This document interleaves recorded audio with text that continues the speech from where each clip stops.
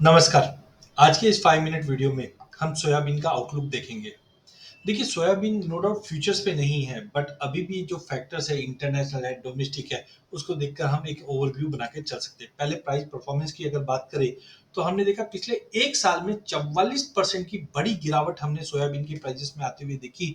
जो प्राइसेस 8,000 के करीब था पिछले साल, वो घटकर अब 5400 के करीब है। नो डाउट अक्टूबर 2022 में हमने प्राइसेस को 5,000 के नीचे भी जाते हुए देखा, बट कहीं ना कहीं रिकवरी आई और प्राइसेस में अब स्टेबिलिटी बनी हुई दिसंबर से लेकर अब तक, और प्राइसेस करीबन 5400 के करीब ट्रेड कर रहा है।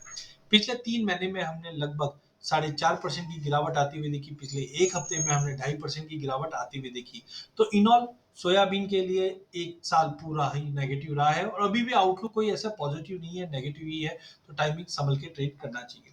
फंडामेंटल पॉइंटर्स की अगर हम बात करते हैं तो सबसे पहले सोयाबीन में हमने लगभग 6% का फॉल जनवरी से अभी तक आते हुए देखा, बिकॉज इंडिया में higher soybean carry over stock था, ये हमें मालूम है। प्रोडक्शन भी इस बार हायर एक्सपेक्टेड है, जो करीबन 12.33 मिलियन मेट्रिक टन के आसपास है 22-23 का। फेवरेबल वेदर कंडीशन पिछले साल था, जिसकी वजह से कल्टीवेशन भी बढ़ा है, यील्ड में भी इंप्रूवमेंट है, जिसकी वजह से प्राइसेस में कंटिन्यू दबाव है। और ये मैंने पहले भी कहा था कि दिसंबर ऑनवर्ड सोयाबीन हो चाहे मस्टर्ड हो, पूरी एडिबल ऑयल कॉम्प्लेक्स के अंदर हम गिरावट देखेंगे। सेकेंडली ये करंट जो सीजन है इसके अंदर हायर अराइवल एक्सपेक्टेड है। ऑलरेडी हमने अक्टूबर से लेकर अभी के जो पीरियड में देखा, एक सिग्निफिकेंट वॉल्यूम आते हुए देखा डिलीवरीज के अंदर, और अराइवल्स भी है काफी हद तक अच्छा आ रहा है। देखिए 2020-21 में हुआ क्या था, सप्लाई कंसर्न्स बना हुआ था, ग्लोबली लॉजिस्टिक इशू बना हुआ था, जिसकी वजह से प्राइसेस को एक अपलिफ्ट मिला था।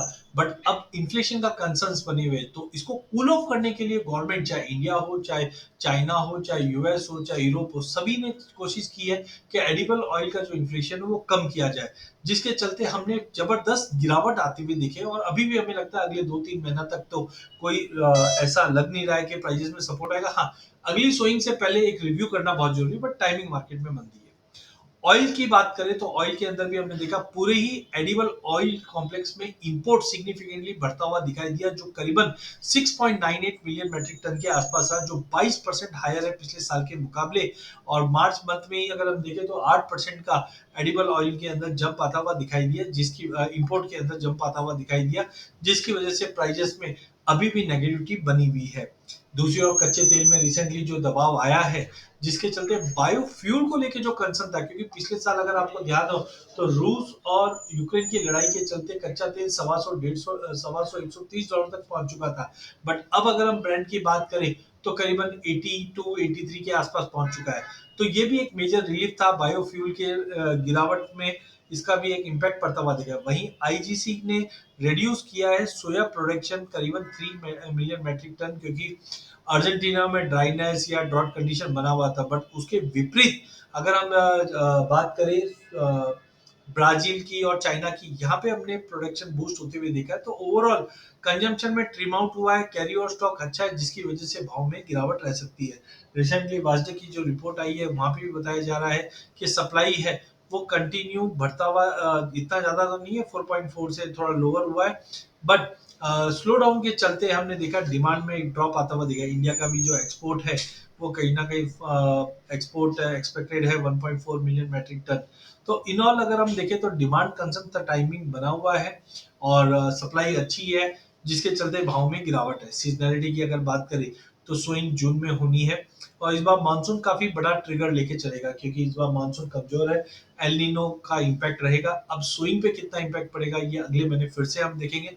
बट सीजनलिटी मई और जून की अगर आप देखोगे तो हमेशा गिरावट आती। इनफैक्ट मई 2022 में तो 8.5% की बड़ी गिरावट आती हुई दिखाई दी।